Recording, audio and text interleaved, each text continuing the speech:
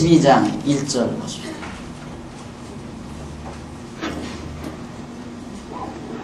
스가랴 12장 1절.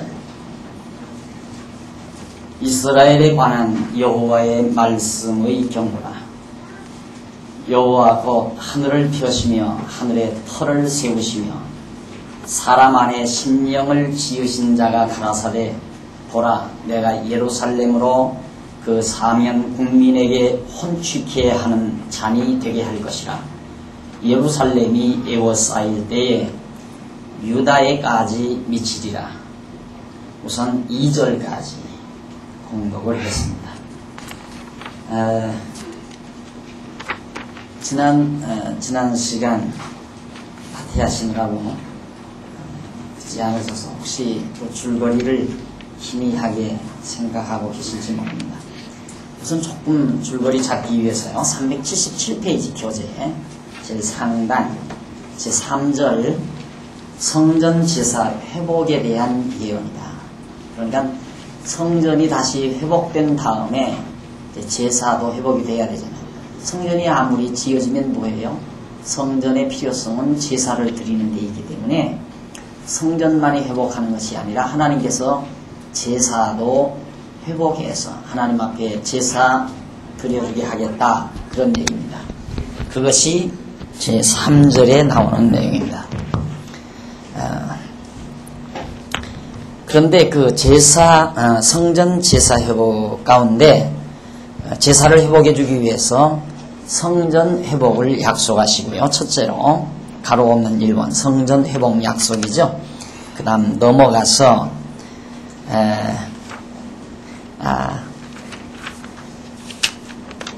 넘어가면 안 되죠. 성전 회복 약속 가운데 그 밑에 한쪽 가로 1번 보시면 377페이지 중간쯤 한쪽 가로 1번 보시면 성전의 재건 촉구, 성전을 빨리 재건해라. 이유는 제사를 회복시키기 위한 거죠. 성전이 지어져야 제사가 드려지니까 성전을 빨리 지어라. 그것이 첫 번째 재건을 촉구하는 내용이고요. 그 다음 넘어가서 378페이지 위에서 6째 줄 한쪽 가로 2번 성전의 회복에 대한 이상입니다. 하나님께서 성전을 촉구하라고 해놓으시고 성전 회복하라고 성전을 재건하라고 막 명령하시면서 내가 이렇게 성전을 회복해 주겠다 하는 이상을 보여주죠. 그러니까 결국 인간에게 백성에게 명령했다 해서 백성들 스스로의 능력과 힘으로 하는 것이 아니라 하나님의 능력으로 성전을 회복하시고 제사를 회복해 주실 것인데 그 성전을 회복하기 위해서 하나님께서 백성들의 마음을 움직여서 성전 짓는 일에 재건하는 일에 힘쓰도록 명령하신 것입니다. 결국은 하나님의 주권적 섭리 안에서 다 명령하시고 또 그 이상을 보여주시고 넘어가서 378페이지 9페이지 6째 줄 한쪽 가로 3번 보시면은 성전의 회복 예고 이제 성전이 회복된다 하고 예고해 주는 내용을 우리가 지금 공부하면서 성전을 회복해 준다는 예고와 함께 그 밑에 보시면 훈계를 통한 회복 하나님께서 훈계를 해 주셔서 회복하시고 원수를 갚아서 보수를 통해서 회복하시고 그 다음 380페이지 위에서 두 번째 줄 양쪽 가로 3번 징계를 통해서 회복하신다. 하나님께서 하나님의 택한 백성 잘못한 것 사랑의 징계를 하시고 무너진 성전을 회복해 주신다. 그 징계를 통한 회복 내용 가운데 11장을 지난번 공부하신 것입니다. 오늘은 계속해서 12장 1절로 3절에 나오는 예루살렘과 유다가 사면 국민에게 침략된다고 예고를 하죠. 그러니까 예루살렘과 유다가 모든 주변 국가들에게 침략이 된다. 그 침략받는 것은 하나님께서 징계하기 위한 거예요. 고통을 주는 거죠, 하나님께서. 그리고 이제 4절로 9절에는 여호와께서 함께하사 대적을 치고 승리할 것을 약속해 줍니다. 그러니까 침략을 받아 고통을 겪게 하지만은 그러나 하나님께서 그대로 패배해서 고통을 영원히 당하게 하는 것이 아니라 하나님께서 이스라엘 유다 백성들로 하여금 침략해온 대적들을 물리치도록 승리하도록 섭리하신다. 아까 우리 집사님 기도하시면서 그냥 하나님께 감사할 일도 지나치어 버린다는 말씀을 그런 내용을 기도하셨는데 우리 그런 일 참 많잖아요. 그냥 편안할 때 이게 다 감사할 조건이거든요. 어려움이 없는 일이 이게 다 감사할 조건인데 이런 거 다 감사할 조건에서 지나쳐 버려요. 그냥 하나도 감사 안 하는 거죠. 그러니까 하나님께서 그런 편안한 환경을 감사케 하시려고 불편한 환경을 일단은 주시는 겁니다. 이스라엘 백성들에게도 이방 민족들이 쳐들어와서 침략해와서 사방에서 이방 나라가 이스라엘과 유다 백성들을 침략해 오니까 얼마나 고통스러워요. 아유 괴롭다 고통스럽다. 그래서 고통을 느끼다가 하나님께서 택한 백성들로 하여금 이방 백성들을 쳐서 물리친 다음에 편안해지잖아요. 아 하나님 감사하다. 그때야 이 편안함이 감사한 조건으로 우리가 알게 되진다면 그것이 미련함입니다. 어두워진 것. 지혜가 어둡고 미련해진 것. 지혜가 어둡지 않고 총명하고 지혜롭다고 하는 것은 그냥 이렇게 편안한 것 자체를 감사하고 몸 건강한 것 자체를 감사하고 손가락 5개가 고스란히 달린 것 자체를 감사하면서 사는 그게 지혜자거든요. 그런데 우리는 우리 주변에 감사할 조건이 수두룩하단 말입니다. 엄청나게 많아요. 정말로. 예? 요즘 아가씨들 보면 쌍꺼풀 안 진 것 때문에 고민하는 아가씨들 참 많아요. 근데 쌍꺼풀 진 사람은 하나 감사 안 하거든요. 쌍꺼풀 지지 아니한 아가씨는 쌍꺼풀 엄마 나는 왜 쌍꺼풀 안 졌어 이러고 그만 그것 때문에 고민하고 아침마다 거울 볼 때마다 그만 눈을 부비고 억지로 그려도 보고 난리를 칩니다. 그러나 쌍꺼풀 진 그 자체를 감사하는 사람은 없어요. 안 진 사람은 야 쌍꺼풀 졌으면 참 좋겠다 이렇게 생각하지만 그러나 안 진 사람은 안 진 사람들대로 또 아름답잖아요. 근데 표준을 딱 그렇게 정해놓으니까 쌍꺼풀이 이쁘다라고 표준을 정해놓으니까 자꾸만 그런 거지. 그러니까 오늘 우리들이 살아가면서 감사할 조건이 너무너무 많다. 그러나 우리 인간들이 그걸 모르니까 하나님께서는 예루살렘과 유다가 사면 국민에게 침략이 되도록 섭리하시는 것. 그것이 1절과 3절에 나오죠. 이스라엘에 관한 예루살렘의 말씀의 경고, 내가 너희들을 때리겠다라는 경고죠. 여호와 곧 하늘을 펴시며 땅에 터를 세우시며 사람 안에 심령을 지으신 자가 가라사대. 자, 하늘의 터도 하늘도 펴놓으시고 땅의 터도 만드시고 그리고 사람 인간의 마음속에 심령을 창조하서 지으셨어요. 그런 하나님께서 말씀하시기를 보라 내가 예루살렘으로 그 사면 국민에게 사방에 살고 있는 모든 이방 민족들에게 혼축해 하는 잔이 되게 할 것이라. 혼축해. 혼란에서 취하게 만든다. 이방 민족에 의해서 막 정신이 혼란해지고 거기에 완전히 취해버리도록 하나님께서 만들어버리겠다. 그게 복잡하게 해주시겠다 이거죠. 예루살렘이 에워싸일 때에 유다에까지 미치리라. 예루살렘 노성이 에워싸이고 그 여파가 모든 유다 땅 여러 땅에까지 미친다. 그날에는 내가 예루살렘으로 모든 국민에게 무거운 돌이 되게 하리니 무릇 그것을 드는 자는 크게 상할 것이라. 천하 만국이 그것을 치려고 모이리라. 모든 나라가 예루살렘을 치려고 모이게 하겠다. 편안하게 행복하게 사는 그 자체를 감사함으로 생각하고 여호와를 경외해야 되는데 그들이 그렇지 못하기 때문에 주변 국가들을 보내서 고통스럽게 만들고 어지럽게 만들고 많은 유다와 예루살렘 백성들이 정말 아픔을 겪게 만드시겠다. 그래서 인간은 그 좋은 집 사서 이사 딱 갔죠. 좋은 집 사서 딱 이사 갔으면 그때 이사 갔을 때 참 좋다. 내가 우리 교인들 집사 가지고 이사 가면 신방을 가서 보면 목사님 너무너무 좋아요. 그냥 이대로가 더 이상도 더 바랄 것도 없어요. 이러고 해요. 그런데 뭐 그렇게 살다가 한동안 살다 보면 또 얼굴이 찌푸려져 가요.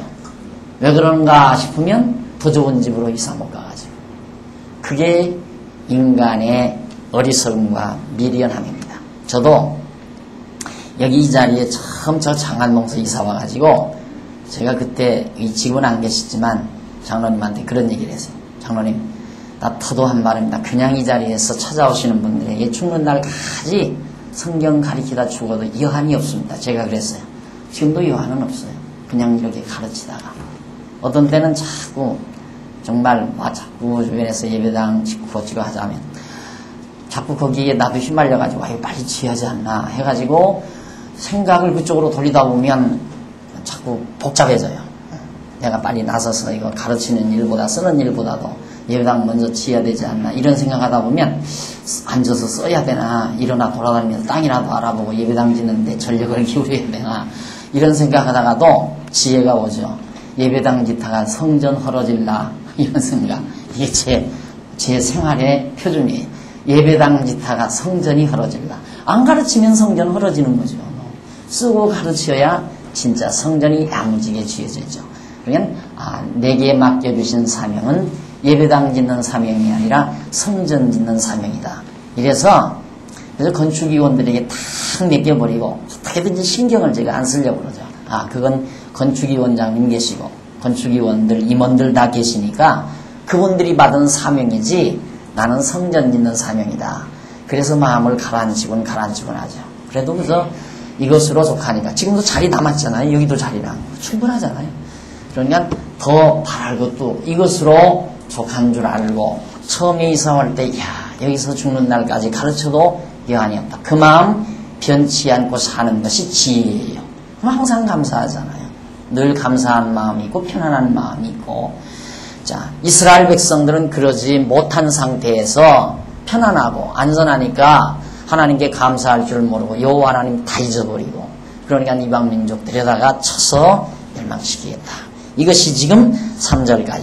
그 다음 4절로 9절에 보면 여호와께서 함께하사 대적을 쳐서 승리할 것을 약속합니다. 4절 여호와가 말하노라 그날에 내가 모든 말을 쳐서 놀라게 하며 그 탄자를 쳐서 미치게 하되 유다 족속은 내가 돌아보고 모든 국민의 말을 쳐서 눈이 멀게 하리니 유다의 두목들이 심중에 이르기를 예루살렘 거민이 그들의 하나님 만군의 여호와로 말미암아 힘을 얻었다 할지라.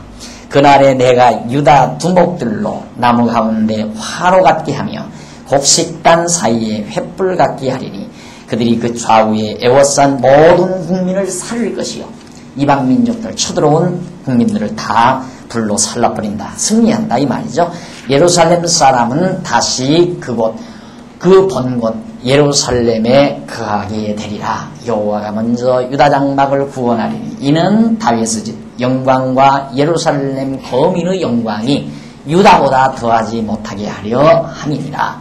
그날에 여호와가 예루살렘 거민을 보호하리니 그 중에 약한 자가 그날에는 다윗 같겠고 다윗의 족속은 하나님 같고 무리 앞에 있는 여호와의 사자 같을 것이라. 예루살렘을 치러 오는 열국을 그날에 내가 멸하기를 힘쓰리라. 하나님께서 쳐들어오는 이방인들을 멸하기에 하나님이 힘쓰시겠다고 말해요. 그러니까 얼마나 안전한 겁니까?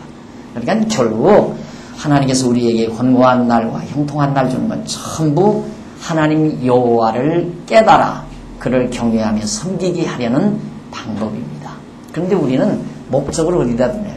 내가 잘 돼서 편안하게 잘 먹고 잘 사는데 우리의 모든 행동의 목표를 거기에 맞추는 거예요. 근데 하나님은 우리를 이 세상에 두고 우리를 섭리하시는 하나님의 목표는 우리로 하여금 하나님 여호와 잊어버리지 않고 모든 범사에 감사하며 범사에 하나님 여호와 인정하고 사는 자 되게 하려는 것이 바로 하나님의 목적이에요.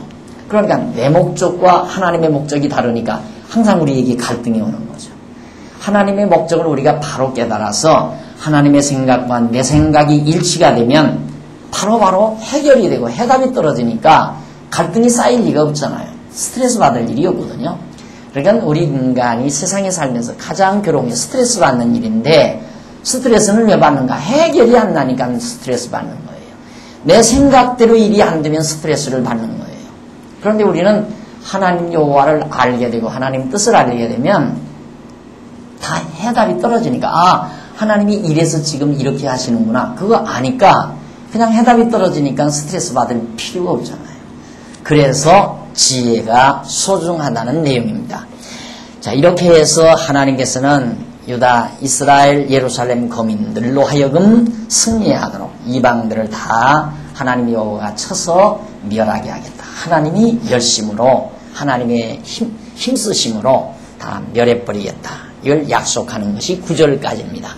그 다음 10절로 14절 마지막 절까지는 백성들이 찌른 바 그를 보고 애통할 것을 예고하지요.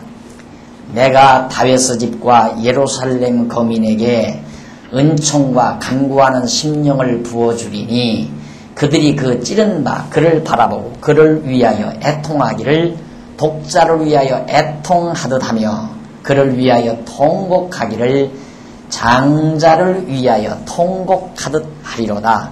그날에 예루살렘에 큰 애통이 있으리니 무깃도 골짜기에 하다드림몬에 있던 애통과 같을 것이라. 온 땅 각 족속이 따로 애통하니 다윗의 족속이 따로 하고 그 아내들이 따로 하며 나단의 족속이 따로 하고 그 아내들이 따로 하며 레위 족속이 따로 하고 그 아내들이 따로 하며 시므이 족속이 따로 하고 그 아내들이 따로 하며 모든 남은 족속도 각기 따로 하고 그 아내들이 따로 하리라. 애통을 따로 애통을 한다. 족속도 그 아내들도 따로 애통하게 하겠다. 왜? 그를 찌른 자를 바라보고. 자, 이것이 이제 예루살렘 백성들이 유다 예루살렘 백성들이 크게 범죄한 것이 뭐냐? 선지자들이 와서 예언을 해도 안 들어요. 선지자들을 칼로 찔러 죽여버려요. 이 선지자들의 말을 들어야 하나님 여호와를 깨닫게 되고 여호와 하나님을 경외하게 되는데 이방신 섬기고 우상 섬기면서 잘못하니까 하나님께 선지자 보냈단 말입니다. 선지자를 보내가지고 여호와 하나님 경외하라고 책망하고 가르쳐주면 네가 뭐 알아서 하고 선지자들을 칼로 다 찔러 죽였단 말이죠. 이렇게 되니까 하나님께서는 결국 너희들이 이제 정말 하나님의 그 사랑의 징계를 받고 나서야 그 찌른 자를 보고 애통하는 날이 온다. 이런 역사적인 사실이 있었는데 이것이 장차 다시 한번 참 실체적으로 이루어지는 때가 있는데 그게 바로 예수 그리스도 참 선지자로 오신 예수 그리스도를 유대인들이 참으로 찔러 죽일 것을 십자가에 못 박아 죽였는데 결국 그들이 예수를 십자가에 유대인들이 십자가에 못 박는 거거든요. 로마 병정들을 통하여. 그래서 예수의 옆구리를 창으로 찌르고 그랬는데 바로 그들이 예수 그리스도를 그렇게 찔러 죽인 그를 바라보고 그를 위하여 애통하기를 독자를 위하여 애통하듯 하리라. 우리가 어쩌다가 몰라보고 그를 찔러 죽였는가. 그래서 베드로가 오순절 성령 강림 이후에 많은 무리를 모아놓고 유대인들을 모아놓고 너희가 십자가에 못 박아 죽인 그 예수가 하나님의 아들 그리스도였다 라고 방언을 통하여 가르쳐 주니까 많은 유대인들이 각 지방에서 온 유대인들이 그걸 깨닫고 통곡하면서 어찌할꼬 우리가 이제는 어떻게 하면 되느냐 어찌할꼬 하면서 통곡하면서 하나님 앞에 회개한 사실 그런 사건이 지금 그렇게 이루어질 사건을 미리 지금 스가랴 선지자가 예언하고 있는 겁니다. 그러니까 유대인들이 예수를 찔러 죽일 것에 대한 이 사실을 미리 예언했는데 그대로 참 선지자로 오신 예수 그리스도를 유대인들이 찔러 죽이고 그 찌른 자 예수를 바라보고 나중에는 통곡하고 회개하고 그런 모습이 그대로 예언된 대로 이루어졌다는 것. 그게 바로 12장 마지막 절까지 나온 내용입니다. 자, 이렇게 회개하고 돌아온 백성들 그들을 하나님께서 이제 양쪽 가로 4번에 보면 거기 나옵니다. 사죄를 통한 회복입니다. 다 회개하고 뉘우치고 통회하니까 하나님께서 죄를 다 용서해줘요. 용서해주고 사죄를 통해서 이제는 그대로 다 회복해 주겠다. 이것이 바로 13장과 14장에 나옵니다. 그럼 13장 1절로 6절에 보면 죄와 더러움을 씻는 셈이 예루살렘을 정화한다고 말을 해주죠. 13장 1절 그날의 죄와 더러움을 씻는 셈이 다윗의 족속과 예루살렘 거민을 위하여 열리리라. 만군의 여호와가 말하노라. 그날에 내가 우상의 이름을 이 땅에서 끊어서 기억도 되지 못하게 할 것이며 거짓 선지자와 더러운 사귀를 이 땅에서 떠나게 할 것이라. 사람이 오히려 예언할 것 같으면 그 낳은 부모가 그에게 이르기를 네가 여호와의 이름을 빙자하여 거짓말을 하니 살지 못하리라 하고 낳은 부모가 그 예언할 때에 칼로 찌르리라. 그날의 선지자들이 예언할 때에 그 이상을 갖기 부끄러워할 것이며 사람을 속이려고 토롯도 잊지 아니할 것이며 말하기를 나는 선지자가 아니요 나는 농부라. 내가 어려서부터 사람의 종이 되었노라 할 것이요 혹이 그에게 묻기를 네 두 팔 사이에 상처는 어찌미냐 하면 대답하기를 이는 나의 친구의 집에서 받은 상처라 하리라. 자, 13장 1절부터는 용서하겠다는 얘기인데요. 예루살렘 거민을 위하여 뭐가 더러움을 씻는 셈이 바로 다윗의 족속과 예루살렘 거민을 위하여 샘물이 터진다 이 말이에요. 열리리라. 그러면서 2절 만군의 여호와가 말하노라. 그날에 내가 우상의 이름을 이 땅에서 끊어서 기억도 되지 못하게 하겠다. 그러니까 이방민족, 이방신을 섬기는 그런 우상 이름들을 다 없애버려가지고 백성들이 다시는 기억하지도 못하게 하겠다. 그러면서 하는 얘기가 거짓 선지자와 더러운 사귀를 이 땅에서 떠나게 할 것이라. 거짓 선지자들의 말을 듣고 자꾸만 우상 섬긴 거거든요. 이스라엘 백성들, 유다 백성들이. 그러니까 거짓 선지자하고 그리고 우상들의 이름을 다 읽어보십시오. 그러니까 부패하게 되면 그 땅에 득세하는 것이 거짓 선지자가 득세하는 거예요. 거짓말 가르치는 선지자. 하나님의 말씀, 성경 말씀, 하나님의 말씀을 가르치는 게 아니라 인간 말을 가르치는 그런 교사가 가득하게 되진다는 거. 이 당시도 그랬잖아요. 유다와 예루살렘이 우상 섬길 때 거짓 선지자들이 다 득세했어요. 그 사람들이 실권 다 거머쥐고요. 그리고는 참 선지자는 진짜 올바른 하나님의 말씀을 전하는 자들은 다 칼로 찔러 죽여버려요. 그러니까 거짓이 횡행하는 거거든요. 그런데 우리는 자꾸만 어떤 생각을 하냐면 어떤 표준이 없으니까 현상에 취해요. 현상, 상황에. 자, 오늘도 이제 어디 아침 일찍 좀 다녀서 저희 큰 딸아이하고 단둘이서 이제 차를 타고 오면서 내가 그런 얘기를 했어요. 얘야, 정말 남에게, 타인에게 영향받지 않냐고 스스로 자기 가치관을 가지고 산다는 것처럼 가장 행복한 일이 없다 그래요. 아빠 맞아요. 그거 저도 아는데 그게 어디 그렇게 쉬운 일이어야지요. 그런 얘기를 하더라고요. 그래서 맞다. 쉬운 일은 아니다. 그러나 우리가 하나님의 말씀 성경을 잘 배우고 완벽한 하나의 세계관을 우리가 가지고 있으면 흔들리지 않는 정확한 가치관을 지닐 수 있다. 그 가치관을 가지고 내 자신이 흔들리지 않고 살면 그것처럼 행복한 것이 없는 거다. 그래서 자기도 열심으로 지금 공부는 하지만은 가끔 가다가 자기도 그런 일들을 경험할 때가 있다는 얘기를 하는 얘기를 들었습니다. 정말 그렇습니다. 오늘 우리가 환경에 취한다는 거. 아, 나는 이런데 저 사람은 이렇다. 예를 들어서 나도 제가 왜 그런 얘기를 했느냐면 얘가 그래요. 막 큰 예배당들이 이게 많다는 거예요. 그래서 내가 그 말을 했어요. 아, 얘가 예배당 이렇게 보면서 생각하는 거 보니까 우리 예배당도 좀 그렇게 컸으면 좋겠다 이런 생각을 하는가 보다. 그래서 내가 그 얘기를 한 거거든요. 그런 생각 때문에. 오늘 우리도 그렇죠. 큰 거, 많은 거 이런 거 쳐다보면 흔들리죠. 야, 저게 거짓이라면 어떻게 저렇게 클 수가 있나. 그래가지고 다 그쪽으로 밀려가게끔 돼 있는 거예요.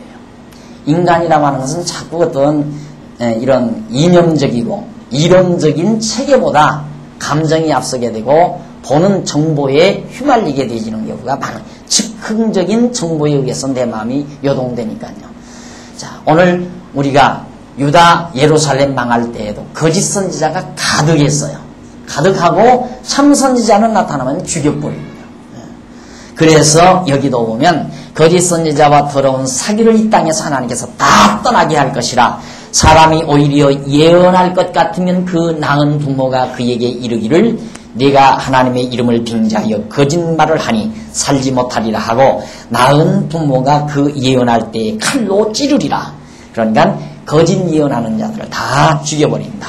그날의 선지자들이 예언할 때 그 이상을 갖기 부끄러워할 것이며 사람을 속이려고 털옷도 입지 아니할 것이며, 그러니까 선지자는 털옷을 입어야 되거든요. 그러니까 표시가 나게. 그러니까 털옷 입으려니까 구차스럽잖아요. 그러니까 근사한 옷을 입고 근사한 옷. 이게 선지자는 털옷을 입고 역청, 석청을 먹어야 돼요. 들에서. 그러니까 들에서 고생하면서 그렇게 선지자들이 예언을 해야 되는데 호의호식하면서 예언하려니까. 그래서 이제 털옷도 입지 않고 속이려고 그렇게 한다. 그런 얘기입니다. 거짓 선지자죠. 털옷도 입지 아니할 것이며 말하기를 나는 선지자가 아니요 나는 농부라. 내가 어려서부터 사람 우종이 되었노라. 나는 이제 선지자가 아니다. 그러니까 거짓 선지자들이 자꾸만 없어져 가는 거죠. 선지자라면 거짓 선지자라면 왜? 하나님께서 다 죽여버리게 하니까. 그래서 거짓 선지자의 말을 듣지 않고 참 선지자의 말을 들음으로 백성들이 여호와 하나님을 잘 경외하게 한다 하는 것이 하나님의 약속의 말씀입니다. 그 다음 이제 7절부터 13장 7절부터 9절까지는 목자 친후의 3분의 1을 연단시켜 백성을 삼는다. 3분의 2는 다 멸해버리고 3분의 1만. 언제? 목자, 지도자를 쳐서 멸한다. 이게 선지자들을 친다는 말은 지도자를 치겠다는 얘기거든요. 7절 만군의 여호와가 말하노라. 칼아 깨어서 내 목자, 내 짝된 나를 치라. 짝된 자를 치라. 목자를 치면 양이 흩어지려니와 작은 자들 위에는 내가 내 손을 들이우리라. 여호와가 말하노라. 이 온 땅에서 3분의 2는 멸절하고 3분의 1은 거기 남으리니 내가 그 3분의 1을 불 가운데 던져 은같이 연단하며 금같이 시험할 것이라. 그들이 내 이름을 부르리니 내가 그들을 들을 것이며 나는 말하기를 이는 내 백성이라 할 것이요 그들은 말하기를 여호와는 내 하나님이시라 하리라.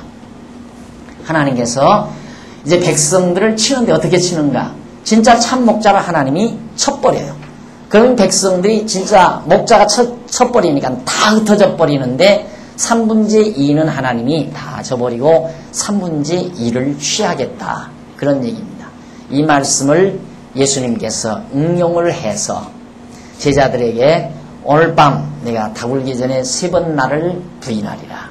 그리고 제자들이 다 예수님을 부인하고 떠날 것을 말했습니다. 이유는 이미 선지자 스가랴가 예언한 대로 목자를 치면 양들이 다 흩어진다고 하지 않았느냐 이 말이죠. 그러니까 예수님이 참 선한 목자로 오셨는데 참 선지자로 있다고 오셨는데 참 선지자이신 예수 그리스도가 침을 당하니까 십자가에 못 박혀 죽게 되니까 가장 수제자라고 하는 베드로까지라도 결국 예수를 부인하고 다 도망가버리고 다 흩어져 버렸다 얘기죠. 이 예언이 그대로 그리스도에게 와서 실체적으로 이루어진 것입니다. 이렇게 해서 하나님께서는 결국 완전히 예루살렘과 유다를 저버리지 아니하고 회복시켜 주실 것을 약속을 하죠. 진짜 예수님 십자가에 못 박아 죽임으로 말미암아 많은 유대인들이 버림을 당했습니다. 많은 유대인들이. 그리고 예루살렘이 완전히 로마에 의해서 함락돼 버리고 그리고 유대는 망해버리고 그리고 유대인들은 많이 흩어져서 여기저기 망명객이 돼가지고 살면서 아직 남아있죠. 그들이 이제 다 회복해서 구원을 얻게 된다는 건 바울도 예언한 바고 성경이 예언하고 있는 것입니다. 이렇게 스가랴 선지자가 예언한 말씀들이 하나도 차질 없이 차근차근 이루어지고 있다는 사실, 또 이루어졌다는 사실을 우리는 확인할 수가 있습니다. 자, 그 다음 이제 14장 넘어가면요. 14장도 역시 사죄를 통해서 죄를 용서해줘서 회복해주겠다 하는 약속의 말씀이 14장 1절로부터 마지막 절까지 나오는데 1절로 2절은 여호와께서 열국으로 예루살렘을 치게 하신다고 말씀하죠. 여호와의 날이 이르리라. 그날에 네 재물이 약탈되어 너희 중에서 나누이리라. 여호와의 날이 이르면 그날에 네 재물이 약탈이 돼 이방 민족들에게 다 약탈되어 다 나누어져 버린다. 내가 열국을 모아 예루살렘과 싸우게 하리니 성읍이 함락되며 가옥이 약탈되며 부녀가 욕을 보며 성읍 백성이 절반이나 사로잡혀 가려니와 남은 백성은 성읍에서 끊쳐지지 아니하리라. 그때 여호와께서 나아가사 그 열국을 치시되 이왕 전쟁 날에 싸운 것 같이 하시리라. 그 날에 그의 발이 예루살렘 앞 곧 동편 감람산에 서실 것이요 감람산은 그 한가운데가 동서로 갈라져 매우 큰 골짜기가 되어서 산 절반은 북으로 절반은 남으로 옮기고 그 산 골짜기는 야셀까지 미치리라.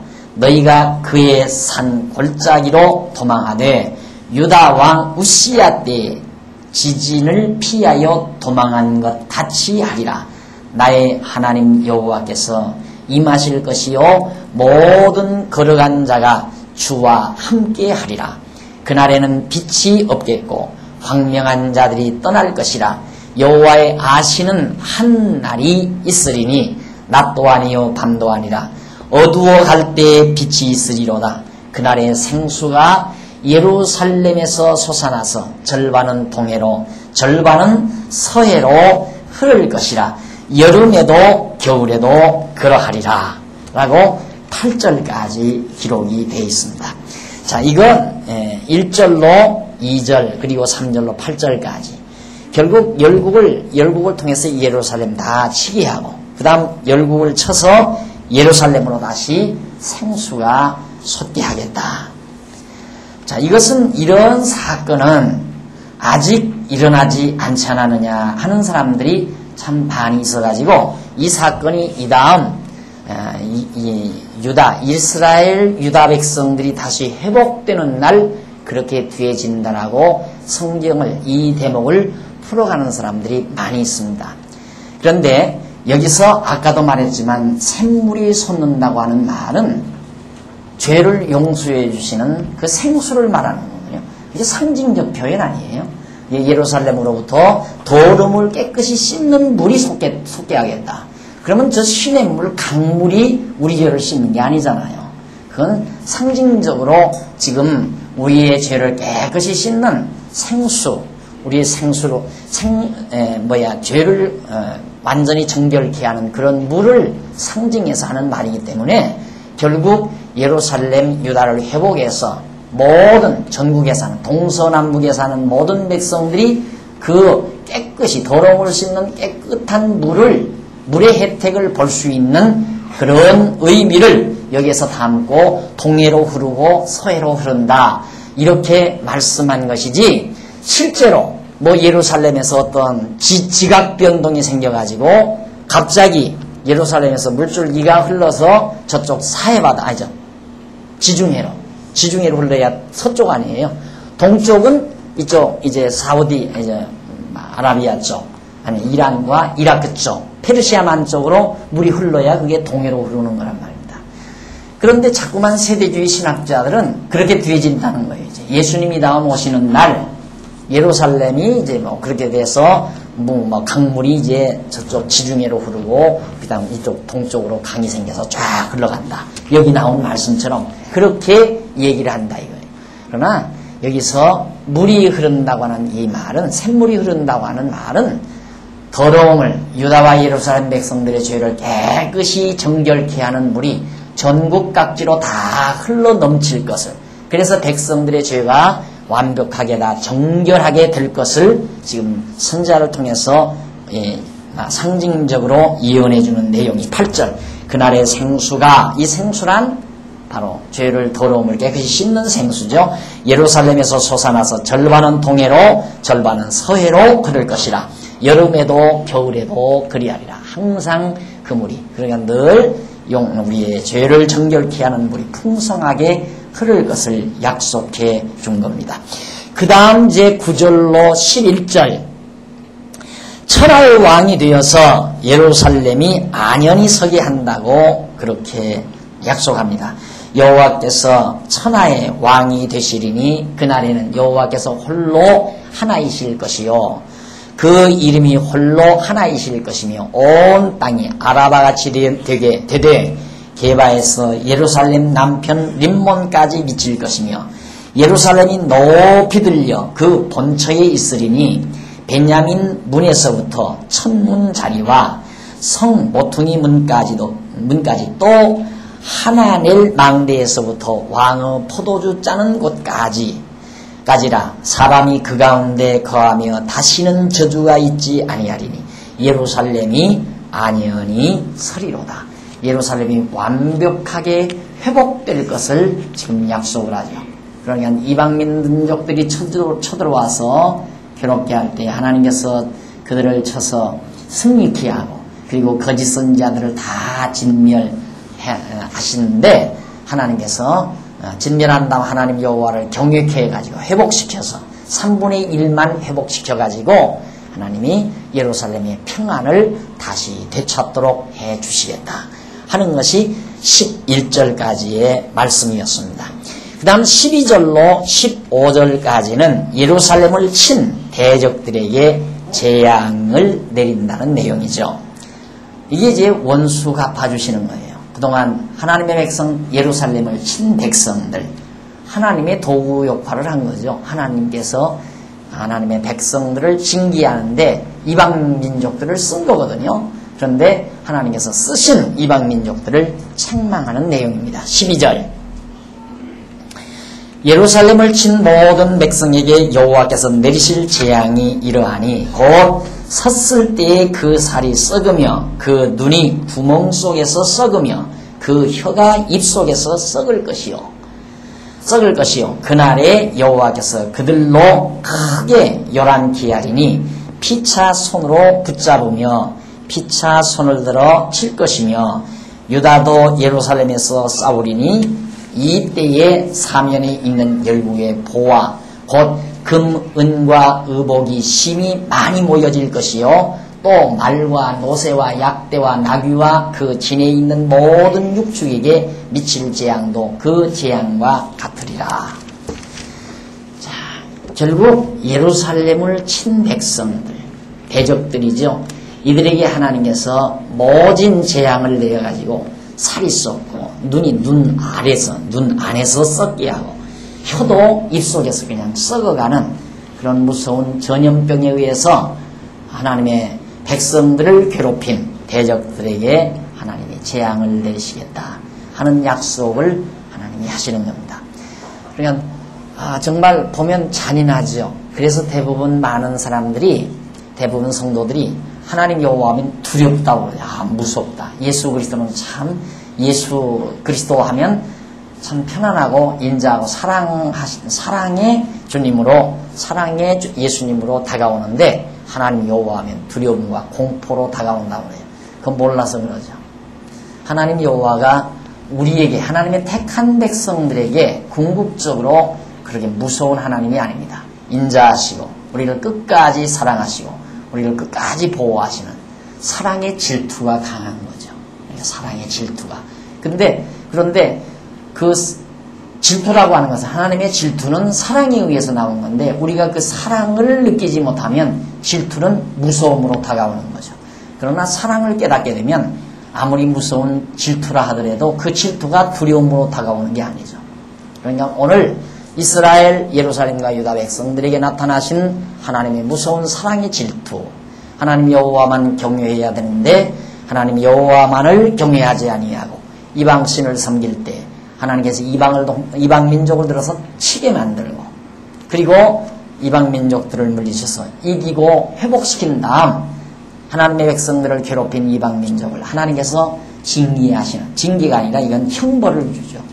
무서운 재앙을 통해서 망하게 하고 죽게 만들고 잔인하게 다 멸해버리는 여기에 이제 하나님의 택한 백성들의 통쾌함이 있는 겁니다. 하나님이 우리를 분통 터지게 해요. 분통 터지게. 생각해 보십시오. 이방 민족들이 쳐들어와서 유다와 예루살렘 백성들을 막 괴롭힐 때 얼마나 분통이 터지겠어요. 저놈들이 우리를 다 못 살게 한다. 우리를 괴롭힌다. 미워 죽겠죠. 오늘 우리가 일본 사람 미워하듯이 얼마나 일본 외정치하를 겪은 사람 치고 일본 사람 미워하지 않는 사람이 없거든요. 분통 터지니까. 농사 다지면 다 뺏어가지요.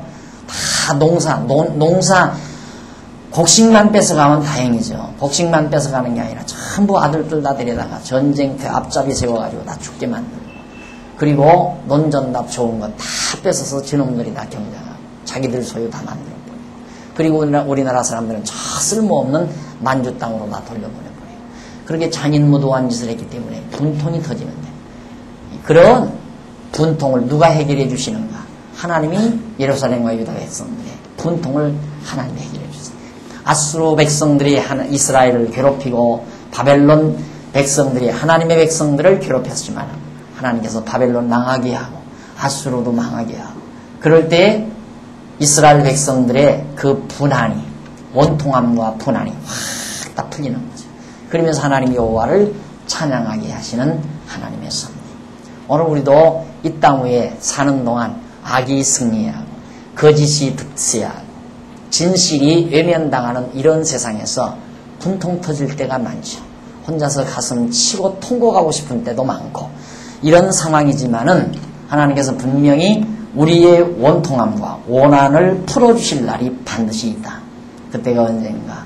주님께서 천군 천사장과 함께 이 땅 위에 오실 때 철장 권세를 가지고 모든 악의 권세들을 전부 다 진멸하고 심판할 때, 우리가 이 땅 위에서 당했던 모든 억울함과 분통함이 한꺼번에 다 풀리면서 할렐루야 찬양이 하나님 앞에 돌려지게 된다는 이 소망이 우리에게 남아 있는 것입니다. 그 다음 14장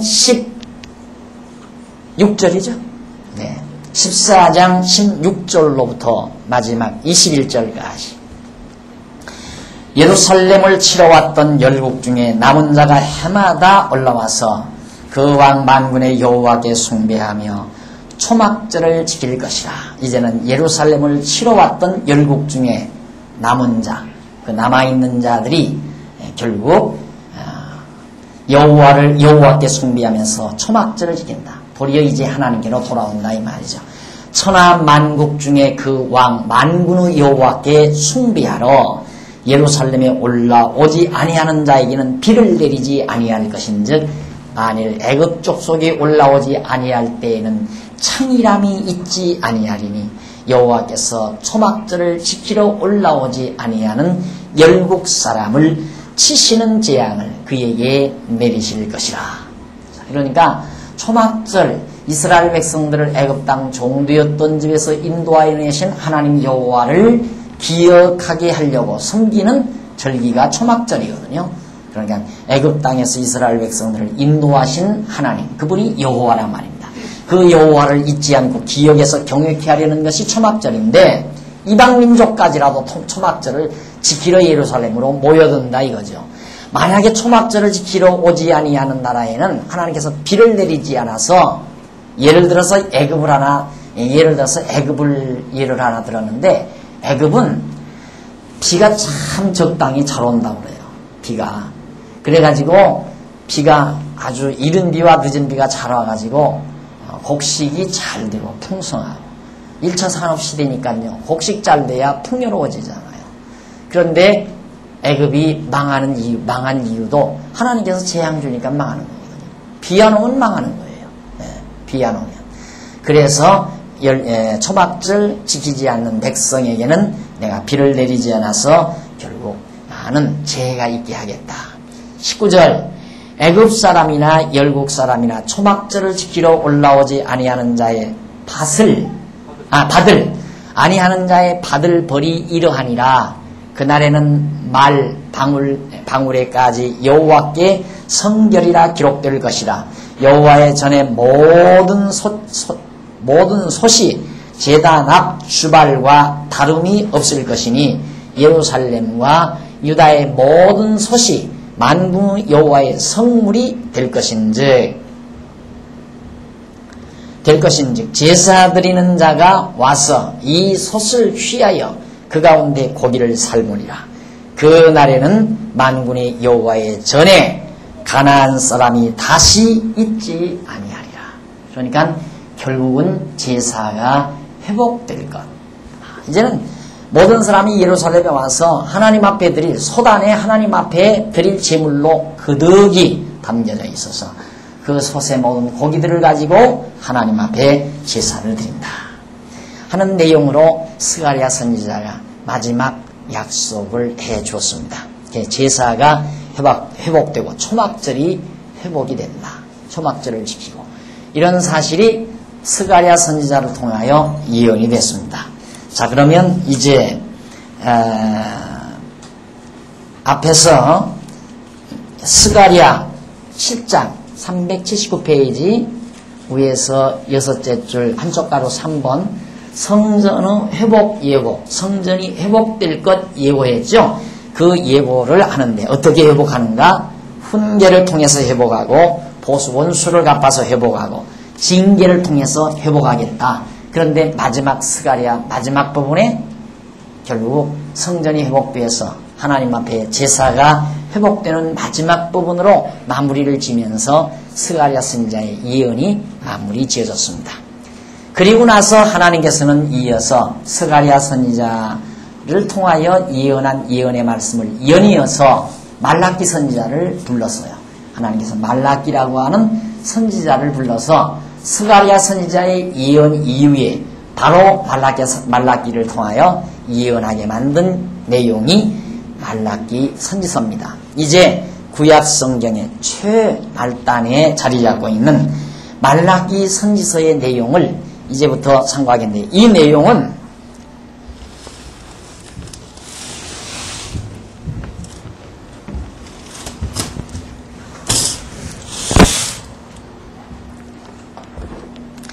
제사의 회복 약속 두 번째죠.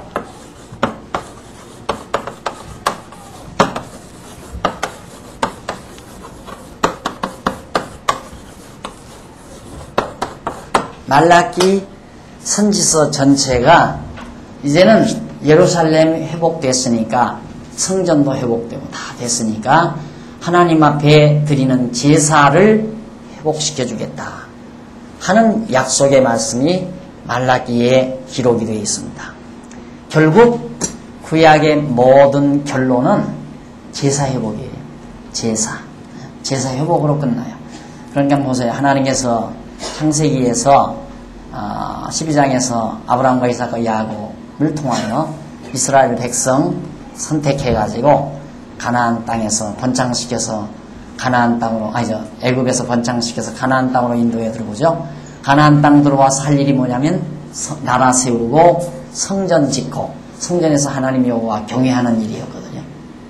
그런데 하나님 여호와 경외하지 아니하니까 제사를 안 드리고 초막절도 지키지 않고 또 오순절도 지키지 않고 여호와 하나님이 잊어버리니까 결국 망하게 했단 말입니다. 망하게 했다가 하나님께서 다시 회복시켜서 마지막 하게 하신 일이 뭐냐면 제사, 하나님 앞에 제사드리게 하겠다. 이것이 말라기 선지자를 통하여 주신 마지막 결론적인 내용입니다. 자, 그러면 이 제사의 부패에 대해서 먼저 책망을 하죠. 1장과 2장에서 제사 부패를 책망. 이것이 1장에서 2장까지. 그 다음 두 번째는 제사 회복 약속.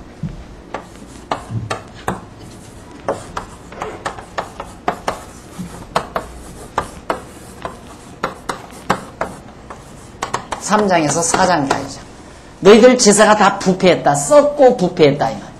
그러니까 스가랴 선지자를 통해서 예루살렘 다 회복해놓고 이제 제사를 마음껏 드리게 했잖아요. 그동안 제사를 드린 거예요. 제사를 드리면서 잘 살아왔는데 살아오는 과정에서 또 하나님 앞에 드리는 제사 자체가 다 부패하고 타락한 거예요. 그러니까 말라기 선지자를 그래서 보낸 거거든요. 그대로 놔둬서는 안 되니까.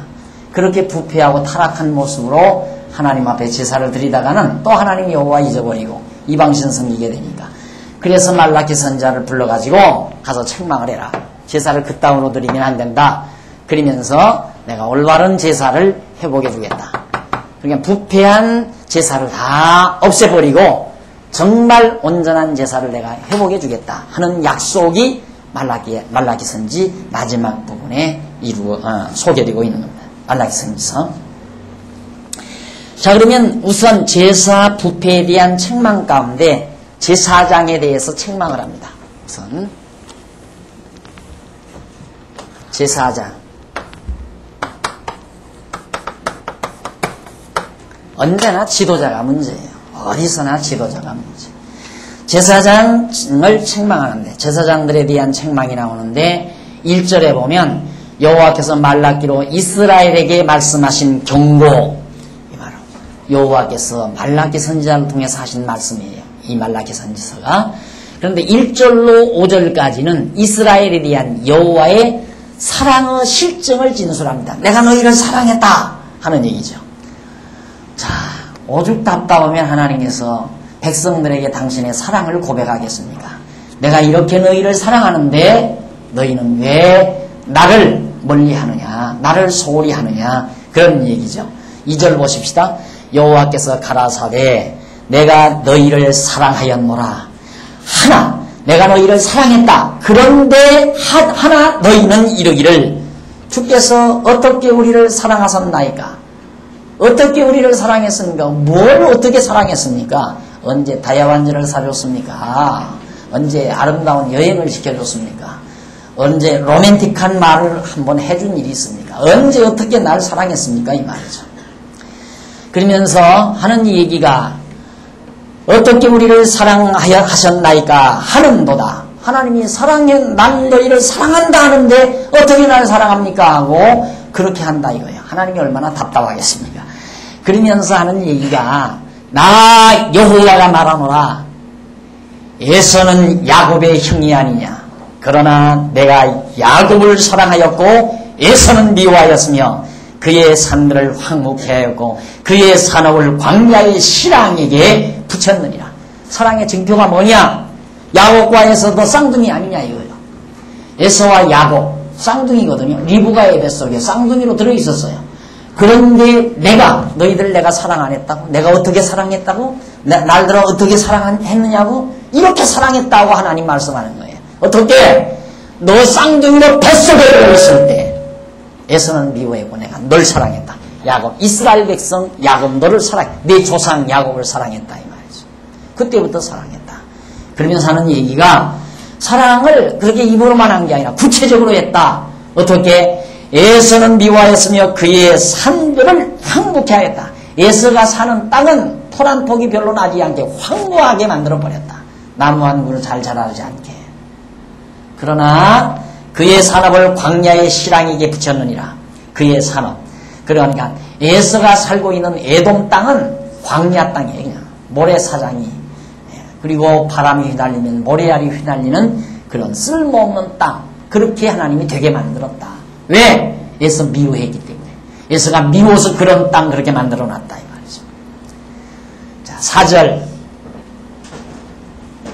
에돔은 말하기를 우리가 무너뜨림을 당하였으나 황폐된 곳을 다시 쌓으리라 하거니와 나 만군의 여호와는 이르노라. 그들은 쌓을지라도 나는 헐리라. 에돔 족속들이 아무리 열심히 성을 쌓고 잘 사는 땅 만들려고 해도 내가 다 헐어버리겠다 그 말이에요. 사람들이 그들을 일컬어 악한 지경이라 할 것이요 여호와의 영원한 진노를 받은 백성이라 할 것이며 너희는 목도하고 이르기를 여호와께서 이스라엘 지경 밖에서 크시다 하리라. 그러니까 내가 너를 사랑한 증거가 뭐냐? 미워하는 에돔을 어떻게 내가 못살게 만드는지를 내가 보지 않느냐 이거죠. 그게 미워하는 거다. 그런데 너희를 왜 내가 사랑하느냐 이거죠. 그러니까 인간은 항상 절대 개념을 가지지를 못해요. 절대적인 개념. 그러니까 왜 상대적 빈곤이라는 말이 있죠. 가난한 사람 틈바구니에서 조금 부자로 살면 자기가 잘 사는 줄 알아요.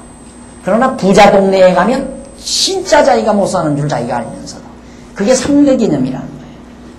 그러니까 인간은 아까도 제가 말했지만 나무시가지 아니하고 자기 자신의 어떤 가치관을 가지고 살아야 된다는 게 바로 그게 절대 개념이에요. 절대 개념. 그런데 내가 가난한 줄 몰랐다가 부자 사람 보면 자기가 가난한 줄 알아요. 그게 바보라고 말이에요. 그게 외부적인 어떤 조건에 의해서 자기 자신의 가치관이 흔들려 버리는 것. 우리 종교인들, 특히 신앙인들은 항상 절대 개념을 가지고 살아야 되거든요.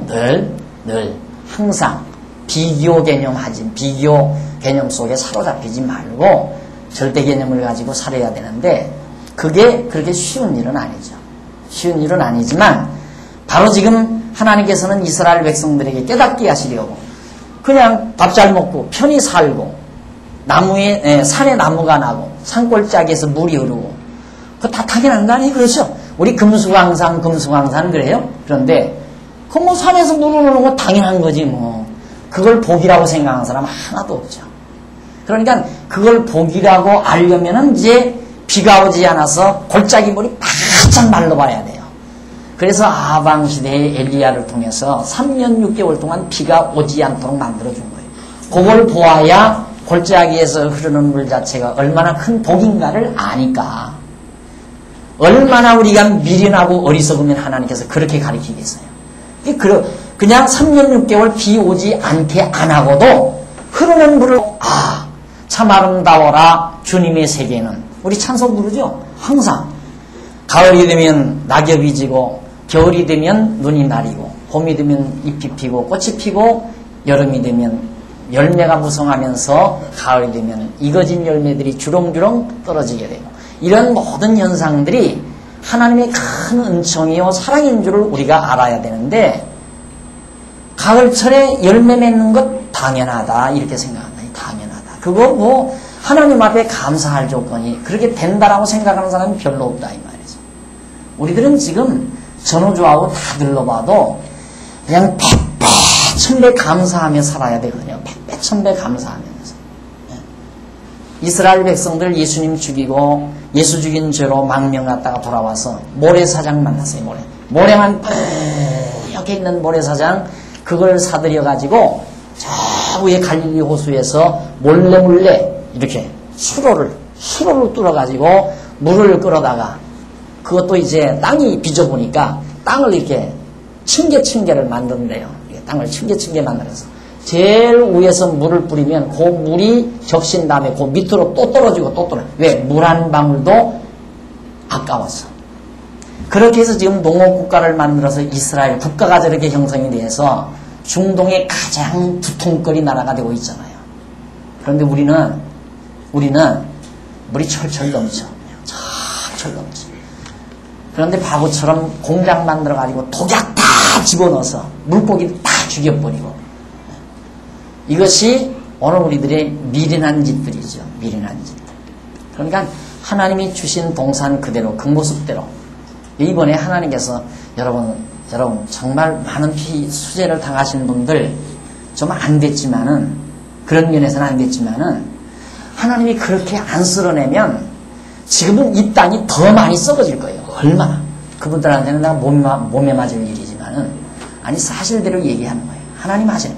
누가 그 청소를 누가 다 합니까? 누가? 근데 하나님 하니까 원래 그 자리에는 집 지고 살 자리가 아니에요. 한 번 물 적셨으면 좀 올라가 살아야지. 그냥 고집 부리고 거기다 또 지어. 지금 또 싸워요. 골짜기 무너놨으면 그게 원래 하나님의 창조 질서예요.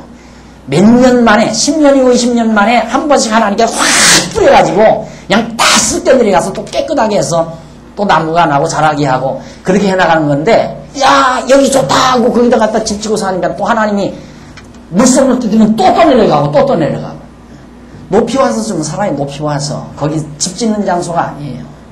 투기꾼들이 이렇게 막아가지고 어떻게 사는 듯 해서 땅 팔아먹는 자리 그 자리 가서 공연히 집 짓고 그러고 살다가 또 수에다가 인간들이 하나님이 만들어준 동산 그 모습 그대로 이 원리거든요. 자연 자체가. 예, 하나님께서 정말 좋은 환경, 좋은 땅 우리에게 주신 것 10번, 1000번 감사하고 살아야 되는데 우리는 그에 대한 감사는 잊어버리고 사는 경우가 너무너무 많고 화폐, 내 밥상 안에 좋은 반찬, 내 저금통 안에 그저 동그라미 숫자 좀 늘어나는 거 거기에만 급급해서 하나님이 주시는 큰 덩치에 대한 고마움과 감사는 다 잊어버리고 불평과 불만을 가지고 사는 어리석음이 우리에게 있는 것. 봐라! 내가 너 사랑한 것 한 번 봐라. 에돔이 사는 땅, 에서가 사는 땅 다 황폐해지지 않았느냐. 하나님께서 큰 소리 한번 꽝 치셨습니다. 그 다음 뭐라고 말씀하나. 차 한 잔 들고 조용한 목소리를 한번 들어보십시다.